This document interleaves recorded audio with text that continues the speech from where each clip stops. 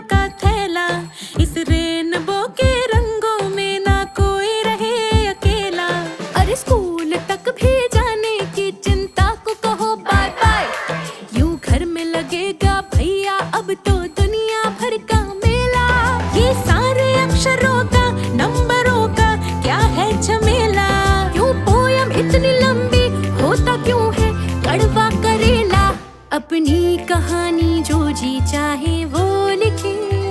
ओहो school TV से अब समझे और सीखे। सपनों के बादल में उड़ जाए।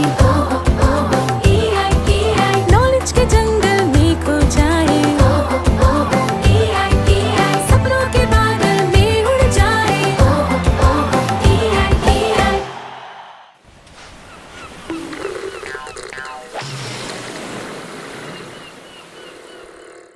नमस्कार, आज मैं आपको ऑटोइम्यून डिजीज़ के बारे में जानकारी दूंगा। जैसा कि मैंने पिछले वीडियो में आपको बताया था कि हमारा इम्यून सिस्टम क्या होता है, और इम्यून सिस्टम के हमने ब्रॉडली 2 कैटेगरीज में विभाजित किया था। एक कैटेगरी थी इननेट इम्यून सिस्टम की और दूसरी कैटेगरी थी एडेप्टिव इम्यून सिस्टम की। तो एडेप्टिव इम्यून सिस्टम में 2 तरह की जो प्रमुख कोशिकाएं थी, एक थी टी लिम्फोसाइट और एक थी बी लिम्फोसाइट। और बी लिम्फोसाइट से एंटीबॉडीज़, एक प्रोटीन निकलता है जिसको हम एंटीबॉडीज़ कहते हैं, जो कि हमें वायरस, बैक्टीरिया, विभिन्न प्रकार के विषाणुओं से, जीवाणुओं से बचाता है। ये तो हुआ एक तरह का इम्यून सिस्टम का रोल, जिससे हमें इम्यून सिस्टम हमें बीमारियों से, इन्फेक्शियस डिजीज़ से हमें बचाता है। तो हमारे बॉडी में जितने भी जीवाणु या विषाणु प्रवेश करते हैं, जो बाहर एनवायरनमेंट में या बाहर के पर्यावरण में रहते हैं, और इसी पर्यावरण में हम भी रहते हैं, तो हम एक प्रकार से जीवाणुओं के साथ कोएक्सिस्ट करते हैं, मतलब उनके साथ रहते हैं। तो जब ये विषाणु या जीवाणु हमारे शरीर में प्रवेश करते हैं, तो हमारा प्रतिरक्षा तंत्र, जिसको इम्यून सिस्टम बोलते हैं, वो एक प्रकार से एक्टिवेट हो जाता है। और जब ये एक्टिवेट होता है तो हमें ये पहचान कर लेता है कि जो बाहर से, जो हमारी बॉडी में, हमारे शरीर में कौन कौन से जीवाणु या विषाणु प्रवेश किए हैं, तो उनको ये रिकॉग्नाइज कर लेता है, उनकी ये पहचान कर लेता है।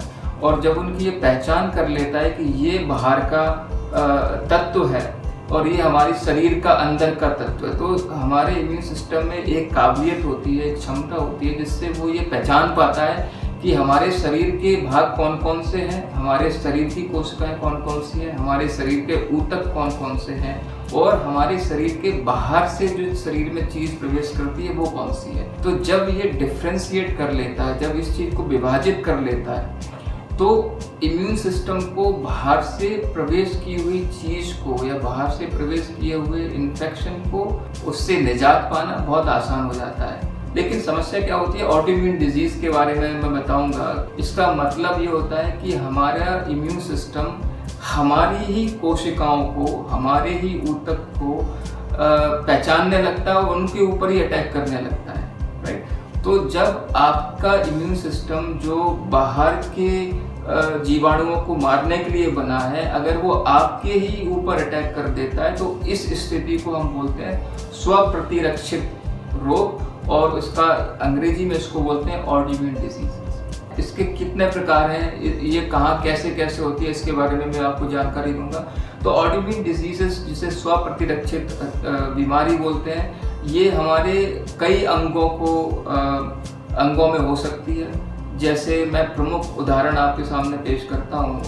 एक है multiple sclerosis. Multiple sclerosis autoimmune disease है, जो कि हमारा जो सेंट्रल नर्वस सिस्टम है, जो तंत्रिका तंत्र है, जिससे हमारी बॉडी की सारी सूचनाएं, अगर हम अपनी बॉडी को अपने हाथ में, जैसे अपने हाथ को टच कर रहा हूँ, तो मेरे दिमाग में यहाँ से इसका सिग्नल जाता है कि मैं अपने हाथ को टच कर रहा हूँ। अगर हमें कोई पिन चुभाता है, राइट, या हमें कोई चींटी या कोई काटता है, तो हमारे इमीडिएटली ये सिग्नल जाता है दिमाग में और हम उसको हटा देते हैं। तो ये तंत्र का तंत्र हमारे लिए बहुत आवश्यक है। ये हमें सूचना प्रदान करता है हमारे दिमाग से, और हमारे दिमाग और हमारे अंगों के बीच में एक तालमेल बना के रखता है। तो जब इसके ऊपर इम्यून सिस्टम अटैक कर देता है, हमारी जो तंत्रिकाएं हैं, तंत्र की जो तंत्रिकाएं हैं, उनको ऊपर जब इम्यून सिस्टम अटैक कर देता है तो हमारी बॉडी से जो मैसेजेस हैं वो दिमाग तक नहीं जा पाते, और इस स्थिति में हमें पैरालिसिस हो जाती है। तो इस पैरालिसिस को हम बोलते हैं मल्टीपल स्क्लेरोसिस। ठीक है, तो ये ऑटोइम्यून डिजीज जो एक दिमाग और जो ब्रेन को अफेक्ट करती है, तंत्रिका तंत्र को अफेक्ट करती है, ये ऑटोइम्यून डिजीजेस का ही एक रूप है। दूसरी एक जो बीमारी ऑटोइम्यून डिजीज जो होती है उसको हम बोलते हैं रूमेटॉइड अर्थराइटिस। अर्थराइटिस नाम की जो बीमारी होती है, जिसमें हमारे जो जॉइंट्स होते हैं, जैसे ये उंगलियों के जॉइंट्स हुए और जो घुटने हुए, जो उन जॉइंट्स में जो स्वेलिंग आती है, दर्द रहता है, दीज जॉइंट्स बिकम रेड। इसमें क्या होता है कि हमारे जॉइंट्स में जो कार्टिलेज होता है, जो कार्टिलेज टिश्यू होता है, उसके ऊपर हमारे इम्यून सिस्टम अटैक करता है, उसको वो सोचता है, उसको वो किल करना स्टार्ट कर देता है। जैसे ये जो जॉइंट का भाग नष्ट होने लगता है तो हमारे जॉइंट्स में दर्द रहने लगता है, उनको आपको मोड़ने में तकलीफ होती है। अभी हम अपने, जैसे मैं अपने उंगलियों को मोड़ रहा हूँ, तो इसमें हमारा कार्टिलेज अच्छे से बना हुआ है सब कुछ, तो हमें दर्द नहीं होता है। जब हमारे जॉइंट से वो कार्टिलेज हटने लगता है, कोलेजनेज है और भी जो जॉइंट्स को बनाते हैं, तो वो फिर दर्द होता है, तो उसको बोलते हैं रूमेटॉइड अर्थराइटिस। एक और मैं बीमारी के बारे में पहले वीडियो में भी मैंने बताया था, बहुत हल्की सी जानकारी दी थी, बहुत मामूली जानकारी दी थी। इसे कहते हैं इन्फ्लेमेटरी बाउल डिजीज। ये भी एक ऑटोइम्यून डिजीज का ही एक प्रकार है। ये जो बीमारी होती है, ये हमारे आंत की बीमारी होती है। इसमें हमारा जो इंटेस्टाइन होता है, जो कि हमारा इंटेस्टाइन स्टार्ट होता है, जैसे हम भोजन को लेते हैं, खाना खाते हैं, उसको हम चबाते हैं। जैसे हम भोजन को चबाते हैं तो हमारे भोजन का जो डाइजेशन है वो स्टार्ट हो जाता है, और वो हमारे ईसोफेगस से होता हुआ, स्टमक से होता हुआ हमारे इंटेस्टाइन में चला जाता है। इंटेस्टाइन और आंत को हम दो भागों में बांट देते हैं, एक होती है छोटी आंत, एक होती है बड़ी आंत। छोटी आंत में क्या होता है कि हमारे भोजन के सारे पोषक तत्व एब्जॉर्ब हो जाते हैं। हम जो पानी भी पीते हैं वो छोटी आंत में एब्जॉर्ब होके फिर वो बॉडी में मिक्स होता है, ब्लड में जाता है। तो हमारी जो छोटी आंत में पैचेस बन जाते हैं, और उन पैचेस के कारण वो अल्सर्स बन जाते हैं। उन अल्सर्स के कारण हमारी जो छोटी आंत है वो भोजन के पोषक तत्वों को एब्जॉर्ब नहीं कर पाती, और जिससे हमें कमजोरी आती है। और इस कमजोरी के चलते हमें और भी प्रकार की बीमारियां ग्रसित होने लगती हैं, जो कमजोरी के चलते और भी बीमारियां हमारे शरीर में प्रवेश करती हैं। इसके अलावा एक है सोरियासिस। सोरियासिस हमारी त्वचा की बीमारी है। ये भी एक ऑटोइम्यून डिजीज का एक प्रकार है। इसमें क्या होता है कि हमारी त्वचा जो होती है, त्वचा के नीचे, त्वचा के अगर आप नीचे देखेंगे, उसके नीचे जो टी सेल्स हैं, टी लिम्फोसाइट्स, वो टी लिम्फोसाइट हाइपर एक्टिवेट होकर त्वचा के नीचे इकट्ठा होना स्टार्ट हो जाती है, प्रारंभ कर देती है। तो वो त्वचा को बहुत तेजी से बढ़ने के लिए कहती हैं, और जब त्वचा तेजी से बढ़ती है तो हमारी त्वचा के ऊपर पैचेस बनने लगते हैं। तो इन पैचेस के कारण हमें खुरदरापन, हमें उसमें इरिटेशन होता है। तो ये भी एक ऑटोइम्यून डिजीज का पार्ट है।